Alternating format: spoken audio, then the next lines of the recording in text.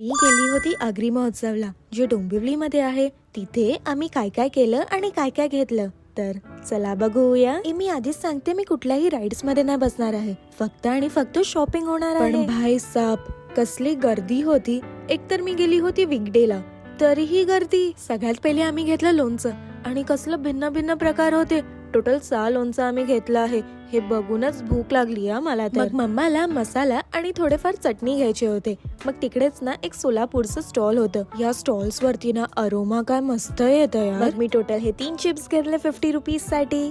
आणि ऑफकोर्स आगरी महोत्सव आहे, ते सुके मच्छी पण पाहिजे ना, जे मम्मानी खूपच घेतलंय. इथे खायला तर खूप काय काय होतं. फ्रूट सॅलड आम्ही घेतलं. विचार केलं की इकडूनच आम्ही खाऊन पिऊन जाऊ, पण कसली गर्दी होती यार, जागाच नव्हती उभं राहायला. म्हणून ना उधर से सीधा हम गए हाऊस ऑफ तेंडुलकर्स. केडीएमसी ग्राउंडच्या ना एकदम ऑपोजिटलाच आहे.